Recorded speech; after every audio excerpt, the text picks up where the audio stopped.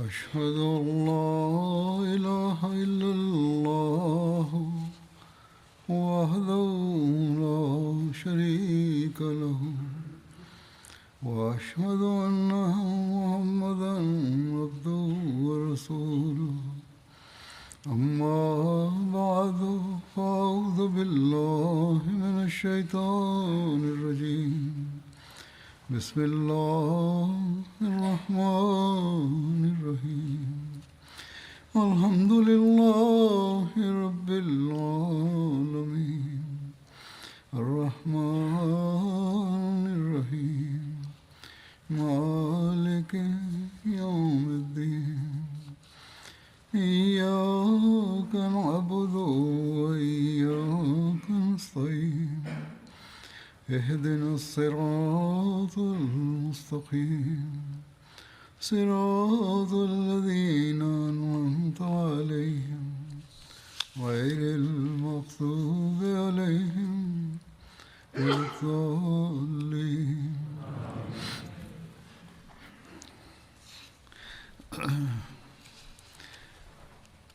بنو نذیر کے ساتھ قبیله بنی نذیر مورد بحث قرار گرفت. جزئیات بیشتری در این زمینه توسط حضرت میرزا بشیر احمد در کتاب سیرت خاتم النبیین ذکر شده است که می‌فرماید وقتی پیامبر اکرم صلی الله علیه و آله و سلم به سوی قلعه‌ها حرکت کردند، در غیبت حضور خود پیامبر اکرم صلی الله علیه و آله و سلم ابن مکتوم رضی الله عنه را به امامت برای مدینه انتخاب کردند. با همراهی جمعی از اصحابش از مدینه حرکت کردند و روستای بنی نذیر را محاصره نمودند. بنابر رسم جنگ آن زمان بنی نذیر به قلعه‌های خود رفتند.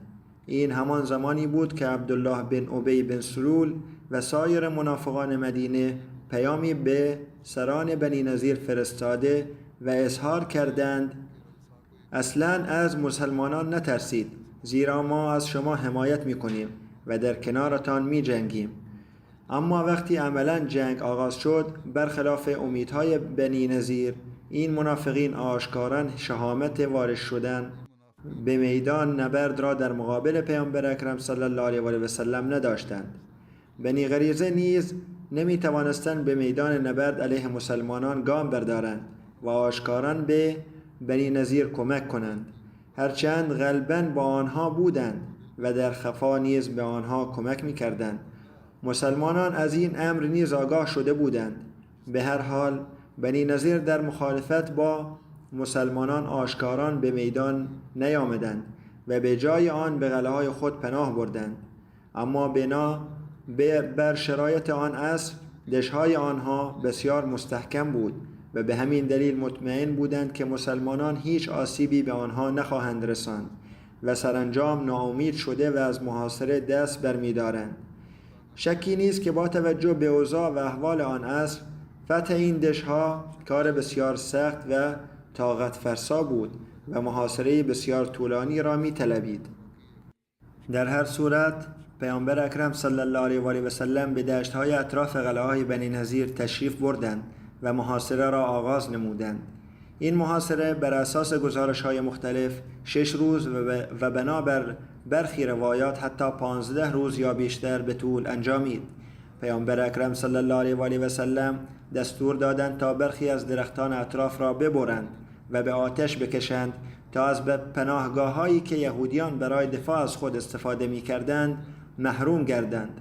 این اقدام به دلیل استفاده یهودیان از درختان به عنوان محافظ در برابر حملات و همچنین به دلیل پرتاب تیرهای مستمر از دیوارهای قلعه بود و از آنجایی که این درختان وسیله حفاظتی برای آنان بود و برای آنها مخفیگاهی فراهم می‌کرد، پیامبر اکرم صلی الله علیه و آله و سلم به ابولیله مؤذنی و عبدالله بن سلام وظیفه سوزاندن درختان گرداگرد قلعه بنی نذیر را سپردند. این تصمیم بخشی از استراتژی جنگی بود که با هدف تضعیف سیستم دفاعی دشمن انجام شد، نه به منظور نابودی باغ‌های خرمای آنان، زیرا در اسلام قطع درختان بدون دلیل مشروع ممنوع است. در منابع ذکر شده است که ابولیله مؤذنی در حال سوزاندن درختان خرما با نام عجوه بود و عبدالله بن سلام نیز انواع دیگری از خرماها را می سوزاند. اما در برخی از روایات اشاره شده که خرماهای با کیفیت پایینتر نیز در این عملیات سوزانده شدند. جزئیات بیشتر در این زمینه به زودی ارائه خواهد شد. به هر حال در این روایت آمده است که حضرت ابو لیله عنوان کرد این درخت دارایی ارزشمند آنهاست و با سوزاندن آن بیشتر آزرده خاطر می شوند. این اقدام می تواند منجر به ناراحتی یهودیان شود، زیرا این درختان دارایی مهمی برای آنان بوده است. بیان حضرت عبدالله بن سلام رضی الله عنه در این مورد به وضوح نشان می دهد که درختان خرمای عجوه که ارزشمند و مفید بودند سوزانده نشدند، بلکه درختانی دیگر سوزانده شدند. حضرت عبدالله بن سلام رضی الله عنه اظهار کرد خداوند داراییشان را به عنوان غنایم جنگی برای حضرت محمد صلی الله علیه و آله و سلم به شمار می آورد. این بیان نشان می دهد که به نظر او درختان خرمای عجوه که بهترین دارایی بودند و برای پیامبر اکرم صلی الله علیه و آله و سلم مفید بودند محفوظ ماندند.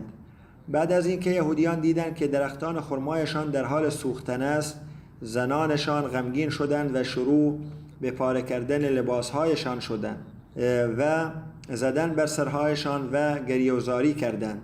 سپس یهودیان فوراً پیامی به پیامبر اسلام فرستادند و گفتند ای محمد، تو مردی با عزت و کرامت هستی، تو فساد و بی‌نظمی را منع می‌کنی و از همه گونه فساد و جنگ بیزاری، حالا خودتان این کار را می‌کنید. با توجه به آنچه که گفته شد از این درختان به عنوان مخفیگاه و پدافند دفاعی استفاده می‌شد که لازم بود آنها را نابود کنند. این اقدام با وجودی که به نابودی یک دارایی مهم برای آنها منجر شد، عقلاً از نظر استراتژیک نیز ضروری بود تا قدرت و توانایی دفاعی آنها از بین برود و از خشونت و جنگ جلوگیری شود. بنابراین پیامبر اسلام به وسیله وحی خاص الهی به انجام این عمل دستور داده شده بود. پس خداوند متعال به اتهام یهودیان پاسخ داد ما قطعتم من لینة او ترکتموها قائمة على اصولها فبإذن الله وليخزي الفاسقین. هر درخت با ارزش نخل را قطع کردید یا آن را به حال خود واگذاشتید، همه به فرمان خدا بود و برای این بود که فاسقان را خوار و رسوا کند. در برخی از گفته ها آمده است که در زمان محاصره پیامبر اکرم صلی الله علیه و آله و سلم قصد بخشش دوباره را به یهودیان ابراز کرده و پیمان جدیدی را پیشنهاد داده بودند. پیامبر اسلام به یهودیان گفتند انکم الله لا تؤمنون عندي الا بعهد تعاهدوا فی علیه، یعنی من به هیچ یک از شما اعتماد نمی کنم مگر اینکه یک بار دیگر با من پیمان جدید ببندید. اما آنها این پیشنهاد را رد کردند. یهودیان علاقه زیادی به ثروت داشتند و هنگامی که درختان ارزشمندشان سوزانده شد بلافاصله شکست را پذیرفتند و موافقت کردند که این منطقه را ترک کنند. حضرت میرزا بشیر احمد در این باره می نویسد چند روز این اشاره را از شرح حال ذکر کردم. حالا به شرحی که در توصیف حضرت میرزا بشیر آمده است اشاره می کنم. او بیان می دارد پس از گذشت چند روز نتیجه حاصل نشد و بنی نظیر همچنان آماده درگیری بودند. در این شرایط پیامبر اکرم صلی الله علیه و آله و سلم دستور دادند که برخی از درختان خرمای بنی نظیر که در محوطه بیرونی دشهای آنها قرار داشت قطع شوند. این درختان مانند خرمای لینه که بی مصرف بودند قطع شدند و میوه‌ای داشتند که عموماً برای انسان قابل مصرف نبود. هدف از این دستور این بود که بنی نظیر از دیدن درختان بریده شده به وحشت بیفتند و درهای قلعه را باز کنند. با از بین بردن چند درخت می توانستند از تلفات جانی بیشماری و همچنین از شورش و درگیری در کشور جلوگیری کنند.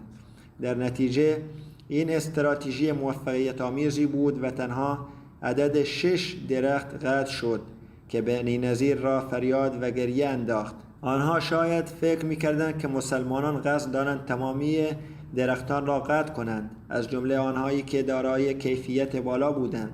با این حال همانطور که قرآن کریم تصریح می‌کند تنها اجازه قطع چند درخت داده شد که البته از نوع لینه بودند و درباره درختان باقی مانده دستور داده شد که از آنها محافظت شود. حتی در شرایط عادی مسلمانان اجازه قطع درختان دارای میوه را نداشتند. به هر حال این راهبرد موفقیت آمیز بود و با اقتدار پس از 15 روز محاصره بنی نظیر دروازه‌های دژ خود را گشودند. آنها شرط گذاشته بودند که اجازه خروجشان با تمام اموال و ثروتشان در آرامش و امنیت فراهم شود. این همان پیشنهادی بود که پیامبر اکرم صلی الله علیه و آله و سلم قبلا ارائه کرده بودند. از آنجا که تنها آرزوی پیامبر اکرم صلی الله علیه و آله و سلم برقراری صلح و اجتناب از سختی‌ها و هزینه‌هایی بود که مسلمانان در این غزوه تحمل کرده بودند، لذا ایشان پذیرفتند. بنی نظیر شرایط را قبول کردند و صحابی خود محمد بن مسلمه رضی الله عنه را به نظارت بر خروج آنان از مدینه در امنیت و آرامش منصوب کردند. مطابق گفته حضرت میرزا بشیر احمد، درختان خرمای با کیفیت بالا بریده نشدند. این نکته در تفسیر صحیح بخاری نیز ذکر شده و با توجه به جزئیات روایات مشخص می شود که خرماهایی که سوزانده شدند کیفیت بالایی نداشتند و درجه بسیار پایینی داشتند که عموماً مردم از آنها استفاده نمی کردند. به علاوه طبق آنچه در کتاب زندگی و سیرت خاتم النبیین آمده است، تنها 6 درخت از آن درختان سوزانده شدند. در اثر حمله به درختان بنی نظیر بیقراری یهودیان به شدت افزایش یافت. آنها آماده ترک مدینه شدند، در حالی که خداوند تبارک و تعالی دلهایشان را سرشار از ترس ساخته بود و برای خلع سلاح تصمیم گرفته بودند. به پیامبر اکرم صلی الله علیه و آله و سلم پیام فرستادند: ما آماده ایم که مدینه را ترک کنیم. اجازه دهید که سرزمین های ما را در کمال امنیت ترک کنیم. پیامبر اکرم صلی الله علیه و آله و سلم درخواستشان را پذیرفت و فرمودند: باید مدینه را ترک کنید تا از شما محافظت شود، تا آنجا که شترها می توانند حمل کنند بردارید، به جز اسلحه. کسانی که علیه اسلام و پیامبر اکرم صلی الله علیه و آله و سلم درباره جنگ‌ها، کشتارها و غنایم جنگی اعتراض می کنند، باید به این نکته توجه داشته باشند که زمانی که مسلمانان قوم یهود را تحت سلطه خود درآوردند، همان یهودیانی که بارها خیانت مرتکب شده بودند و اهداف بدی را در سر می پروراندند، حتی زمانی که پیامبر اکرم صلی الله علیه و آله و سلم در زمان محاصره به درخواست صلح پاسخ دادند، ولی آنها با تکبر پیشنهادات آنان را رد کردند. سرانجام وقتی که پیامبر اکرم صلی الله علیه و آله و سلم بر آنها چیره شدند و وضعیت منطقه به حالتی رسید که شایسته بود سخت‌ترین مجازات را بر آنها تحمیل کنند، عشق و گرایش ایشان به صلح، سازش، رحمت و شفقت به شکلی باور نکردنی نمایان شد. به آنها اجازه دادند تا با آرامش و امنیت از آنجا خارج شوند و از فضای شگفت‌انگیز از لطف و رحمت الهی بهره‌مند شوند، به گونه‌ای که به آنها اجازه دادند که هر چیزی را که مایل باشند بجز اسلحه با خود ببرند. جزئیات بیشتری از بهره‌مندی یهودیان از این مهربانی و سخاوت ارائه خواهد شد که حتی شامل خروج آنها با حمل 600 شتر و تلاش برای از بین بردن هر چیزی که داشتند. آنها حتی فطرت درونی خود را نشان دادند که سقف و دیوار خانه‌هایشان را نیز خراب کردند تا مسلمانان نتوانند از آنها استفاده کنند. حتی خانه‌هایشان را هم ویران کردند. جزئیات ذکر شده در مورد شرایطی که برای اخراج بنی نظیر مقرر شده بود به شرح زیر است. بنی نظیر می توانستند در خارج از مدینه هر جا که بخواهند بروند. این شرط نشان می‌دهد که آنها آزادند که به هر مکانی که مایل باشند مهاجرت کنند. آنها باید مدینه را بدون هیچ سلاحی ترک کنند، به این معنا که نباید هیچ نوع سلاحی را با خود ببرند. بغیر از اسلحه هر چیز دیگری را می توانستند روی شترهایشان بار کنند و ببرند و شامل هر نوع دارایی یا آذوقه‌ای است که می توانستند با خود حمل کنند. پس از دریافت تمام دارایی و اموالشان هر چیزی که از آنان باقی میمانند به ملک مسلمانان تعلق میگیرد. این بخش از شرط نشان میدهد که مالکیت هر چیزی که بنی نظیر ترک کنند و به دست مسلمانان بیفتد به مسلمانان متعلق می شود. در زمانی که پیامبر اکرم صلی الله علیه و آله و سلم محمد بن مسلمه رضی الله عنه را به عنوان سرپرست اخراج بنی نظیر منصوب کردند، یهودیان بهانه دیگری را پیش کشیدند. آنها ادعا کردند که بسیاری از مردم به آنها پول قرض دادند و به زودی باید آن را پس بدهند تا به این ترتیب فرصتی بیشتری برای ماندن در مدینه به آنها داده شود. اما پیامبر اکرم صلی الله علیه و آله و سلم با حکمت و عدالت به این ادعا پاسخ داد و فرمود: سود را از بدهی کم کنید و سریع عمل کنید. این اقدام به آنها اجازه میداد که قروض‌هایشان را با شرط حذف سود آن به سرعت پس بگیرند و در نتیجه به زودی مدینه را ترک کنند. ابو رافع سلام بن ابی حقیق 120 دینار به حضرت اسید بن حضیر رضی الله عنه بدهکار بود که 40 دینار را به عنوان بهره برداشت و مبلغ واقعی 80 دینار را دریافت کرد. به همین ترتیب افراد زیادی مانند او بودند که این کار را انجام دادند. وقتی پیامبر اکرم صلی الله علیه و آله و سلم شرایط را برای خروجشان مقرر کردند، ابو رافع سلام بن ابی حقیق به حویی بن اخطب گفت: نابود شوی، اسلام را بپذیر تا مبادا با عواقبی بدتر از وضعیت فعلی مواجه شوی. حویی گفت: چه چیزی بدتر از این؟ ابو رافع پاسخ داد: فرزندان ما به اسارت گرفته می شوند و جنگاوران ما کشته می شوند و تمام دارایی ما به دست مسلمانان می رسد. با این حال امروز راحت تر است که با پشت سر گذاشتن ثروت خود جان خود را نجات دهیم. اکنون هر گونه بی‌نظمی ایجاد کنیم منجر به مرگ و اسارت می شود. حویی چند روز به این تصمیم فکر کرد هنگامی که یمین بن عمیر و ابو اسد بن وهب او را در این حال دیدند. یکی از آنها به دیگری گفت: بدون شک محمد رسول الله است، بنابراین ما منتظر چه چیزی هستیم؟ ما باید مسلمان شویم. ما قبلا این را می‌دانیم همانطور که از کتاب مقدس ما ثابت شده است. بهتر است ما مسلمان شویم و بدین وسیله مال و جانمان حفظ شود. و بدین ترتیب در تاریکی شب از دشهای خود خارج شدند و به لشکر مسلمانان پیوستند. این دو نفر با پذیرش اسلام از جان و مال خود محافظت کردند. یمین بن عمر رضی الله عنه صحابی بسیار مخلص بود. در واقع در همان ایام عشق او به پیامبر اکرم صلی الله علیه و آله و سلم چنان در دلش ریشه دوانده بود که عمرو بن جحش مرد یهودی از بنی نظیر که قصد کشتن پیامبر اکرم صلی الله علیه و آله و سلم را داشت پسر عمویش بود و همینطور این تازه مسلمان فداکار یعنی یمین بن عمر رضی الله عنه عمرو بن جحش را به وسیله شخص دیگری به قتل رساند.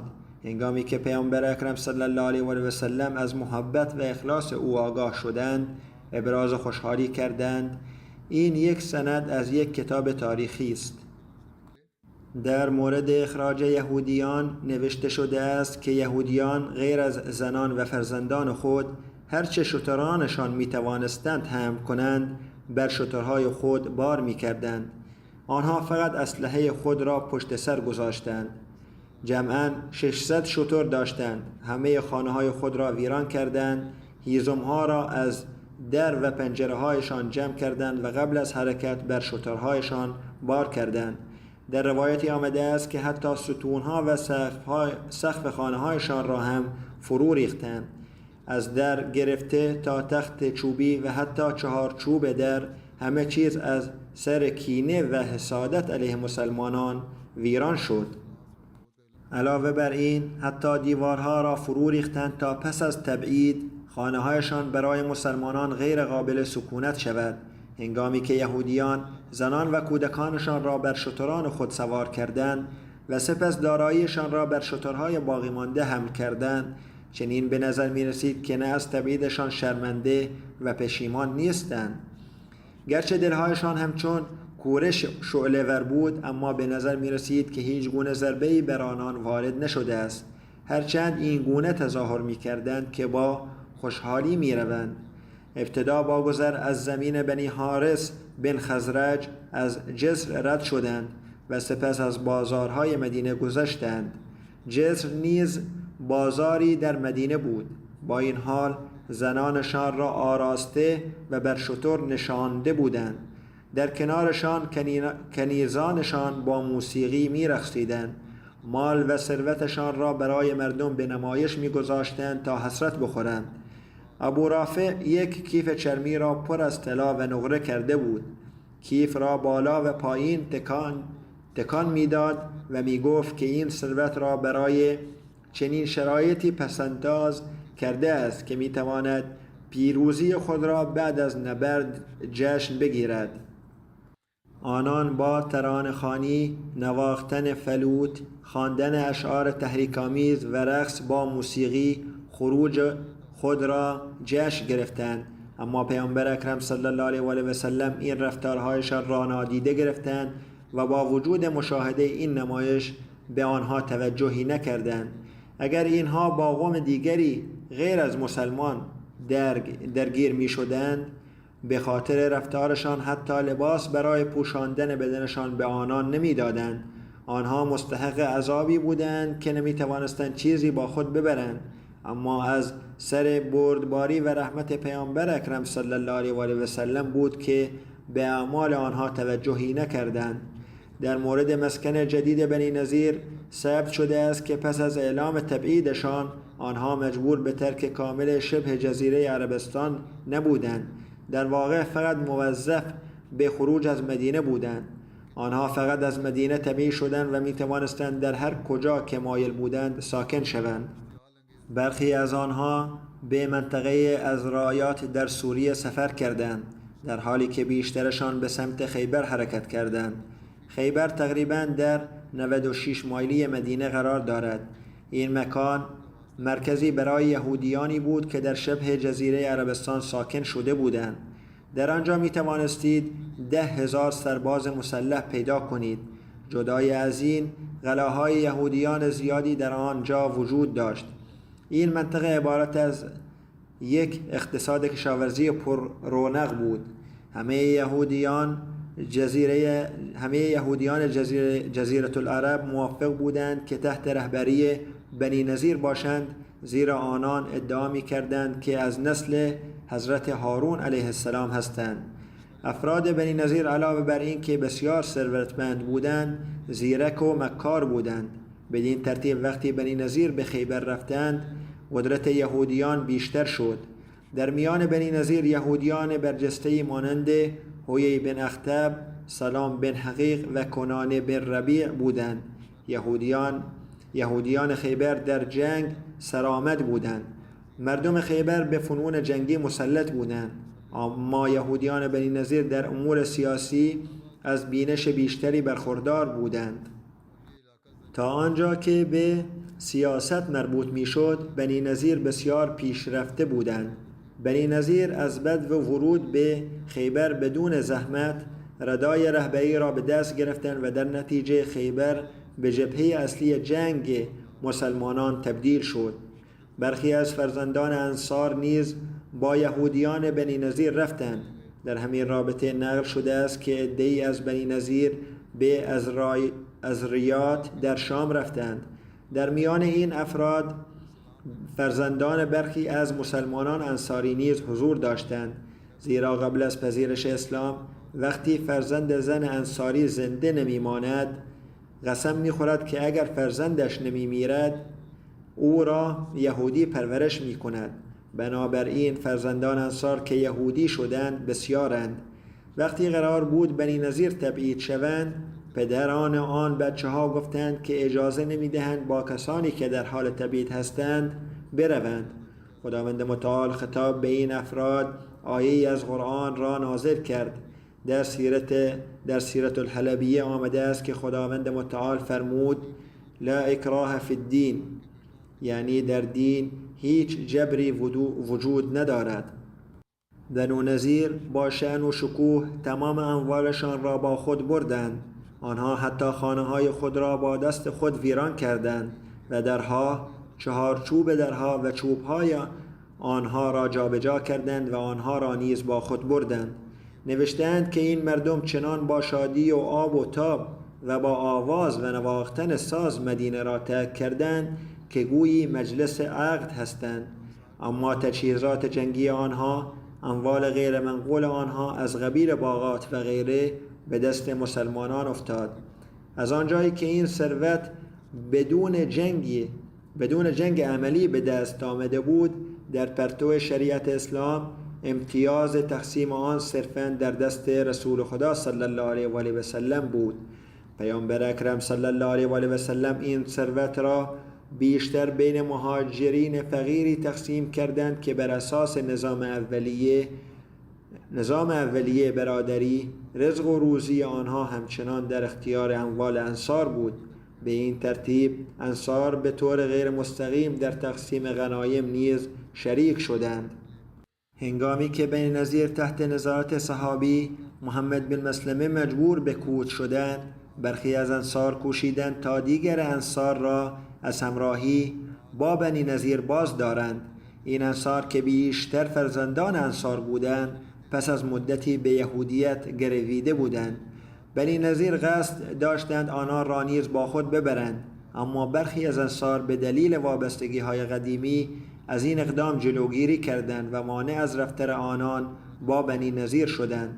ولی چون خواسته انصار برخلاف تعلیمات اسلامی لا اکراه فی الدین بود، یعنی در دین هیچ اجبار وجود ندارد، از این رو پیامبر اکرم صلی الله علیه و آله و سلم در برابر مسلمانان به نفع یهودیان حکم صادر فرمودند و گفتند ما نمیتوانیم کسی را که یهودی است و میخواهد برود از خروج باز داریم.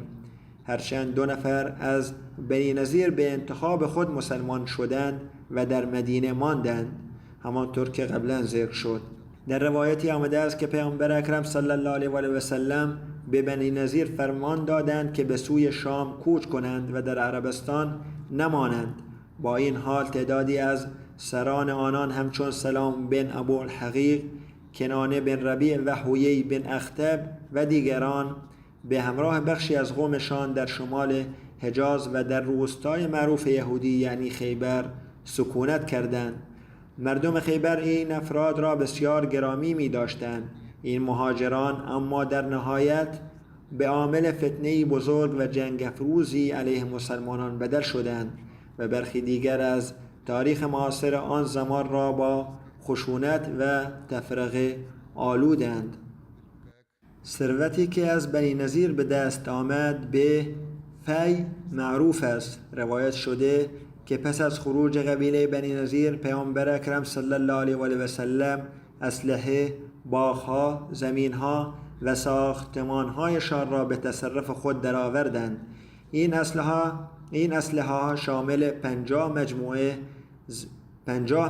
زره، 25 مجموعه زنجیر و 340 شمشیر بود. این اولین باری بود که مسلمانان فی را به عنوان غنایم جنگی دریافت می کردند. فی به ثروتی اطلاق می شود که بدون جنگ از کافران به دست می آید. برخلاف غنایم جنگی از مال فی خمس گرفته نمی شود، بلکه تمامی آن در اختیار پیامبر اکرم صلی الله علیه و آله و سلم قرار می گیرد تا به هر نحوی که صلاح می دانند مصرف شود. در مورد بنی نظیر هیچ جنگی در کار نبود و این ثروت بدون نزاع به دست آمد، زیرا خدای متعال هیبت و تسلط رسولش صلی الله علیه و آله و سلم را در دلهای بنی نظیر قرار داده بود. به این ترتیب خداوند متعال رسولش صلی الله علیه و آله و سلم را وارث مالشان قرار داد که به عنوان فی شناخته می شود.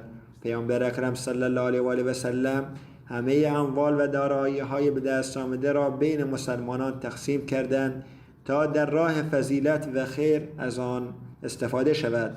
خداوند متعال در این زمینه می فرماید: و ما افاء الله علی رسوله منهم فما اوجفتم علیه من خیل ولا رکاب ولكن الله يسلط رسوله على من يشاء والله على كل شيء قدیر.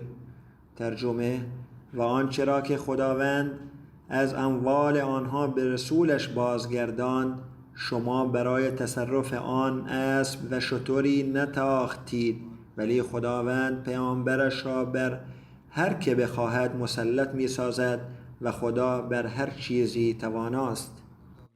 در این مورد نیز نمونه خارق العاده و ستودنی از عشق و ارادت انصار می‌یابیم. پیامبر اکرم صلی الله علیه و آله و سلم هنگامی که در حال توزیع فی بود به حضرت ثابت بن قیس و بن شمس فرمود: قومت را نزد من جمع کن. پرسید: یا رسول الله، منظورت خزرج است؟ پیامبر اکرم صلی الله علیه و آله و سلم فرمود: همه انصار را صدا کنید. از این رو اوس و خزرج به پیشگاه پیامبر اکرم صلی الله علیه و آله و سلم فراخواند. پیامبر اکرم صلی الله علیه و آله و سلم پس از حمد و ثنای خداوند به رفتار نیک انصار با مهاجران اشاره کرد و خطاب به انصار فرمود: اگر بخواهید می توانم فی را که از بنی نضیر به دست می آید بین شما و مهاجرین تقسیم کنم. در این صورت مهاجرین بر خانه های شما و مالکیت بر مال شما ادامه خواهند داد. یا اگر بخواهید فی را بین مهاجرین تقسیم کنم، در این صورت از خانه هایی که به آنها داده اید بیرون می روند. به این معنا که مهاجرین دیگر نیازی به بهره‌مندی از تقسیم اموال انصار نخواهند داشت، زیرا اکنون دارایی خود را خواهند داشت. حضرت سعد بن عباده و حضرت سعد بن معاذ فرمودند: اجازه دهید اموال ما نزد آنها بماند و شما نیز می توانید تمام اموال بنی نضیر را بین برادران مهاجر ما تقسیم کنید. مهاجرین می توانستند ثروتی را که انصار به آنها می دادند نگه دارند و فی را که از بنی نضیر به دست می آوردند نیز می توانستند به آنها بدهند. مهاجران چون این صدا را شنیدند از هر طرف صدا زدند و گفتند: رضینا و سلمنا یا رسول الله، یعنی یا رسول الله صلی الله علیه و آله و سلم به این خرسندیم و قبول داریم. پیامبر اکرم صلی الله علیه و آله و سلم با دیدن این شور فداکاری بسیار خرسند شدند و فرمودند: اللهم ارحم الانصار و ابناء الانصار، خدایا انصار و فرزندانشان را بیامرز. پیامبر اکرم صلی الله علیه و آله و سلم بخش بیشتر ثروت را بین مهاجرین تقسیم کردند و مقداری از آن را به 2 نفر از انصار که در تنگنای مالی قرار داشتند، یعنی حضرت سهل بن حنیف رضی الله عنه و حضرت ابو دجانه رضی الله عنه بخشیدند. ابن عیینه میگوید از زهری شنیدم که میگفت غیر از سهل بن حنیف و حضرت ابو دجانه پیامبر اکرم صلی الله علیه و آله و سلم اموال بنی نضیر را بین افراد دیگری از انصار تقسیم نکردند. به دلیل مشکل مالی به این 2 نفر سهم داده شد. پیامبر اکرم صلی الله علیه و آله و سلم شمشیر مشهور ابو حقیق را به حضرت سعد بن معاذ هدیه دادند. ایشان باقی مانده اموال را میان فقرا تقسیم کردند و بخشی را برای مخارج همسران مبارکشان نگه داشتند. در روایتی آمده است که پیامبر اکرم صلی الله علیه و آله و سلم هر ساله از محصولات باغات بنی نضیر به همسران مبارکشان کمک می‌کردند و آنچه را که باقی می‌ماند در جهاد به کار می‌بردند. فقرا و نیازمندان نیز از این ثروت بهره‌مند می‌شدند. بنی نضیر 7 باغ داشتند که غلام آزاد شده حضرت ابو رافع رضی الله عنه به سرپرستی آنها منصوب شد. این باغ‌ها به نام مصعب، صافیه، دلال، حسنه، برقع، عواف و مشربه ابراهیم بودند. در پایان به غزوه بنی نضیر اشاره شد و انشاءالله در آینده به غزوه‌های دیگری نیز پرداخته خواهد شد. همچنین به دعا برای احمدی‌های در پاکستان ادامه دهید تا شرایط آنها بهبود یابد. باشد که خداوند وضعیت صلح و امنیت را در آنجا بهبود بخشد و احمدی ها را در پناه خود نگه دارد. برای حال و آینده همه مسلمانان جهان نیز دعا کنیم تا بتوانند امام زمان را بشناسند و از این طریق شکوهشان را بازگردانند. باشد که خداوند به همه مسلمانان یاری رسانند و آنها را در مسیر حق و عدالت هدایت کند. آمین. همچنین برای بهبود وضعیت جهانی و جلوگیری از تشدید شرایط جنگی که همچنان رو به افزایش است دعا کنیم. به نظر می رسد که جهان به سمتی می رود که وقوع جنگ اجتناب ناپذیر است، اما از خداوند متعال می خواهیم که هر احمدی و هر بیگناهی را از آثار سوء جنگ حفظ کند. باشد که خداوند متعال همه انسانهای بیگناه را در پناه خود نگه دارد و به جهانیان صلح و آرامش ارزانی دارد. آمین.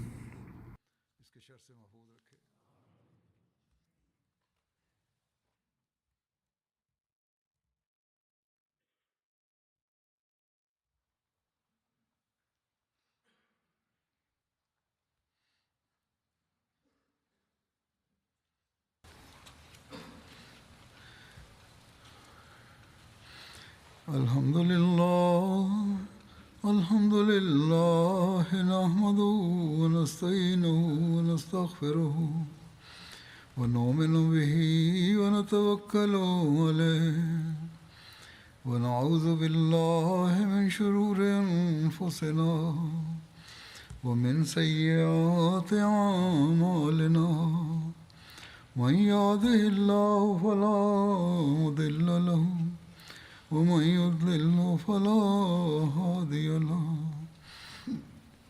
ونشهد أن لا إله إلا الله ونشهد أن محمدا عبده ورسوله عباد الله رحمكم الله إن الله يأمر بالعدل والإحسان وإيتاء ذي القربى وينهى عن الفحشاء والمنكر والبغي يعظكم لعلكم تذكرون اذكروا الله يذكركم وادعوه يستجب لكم ولذكر الله أكبر.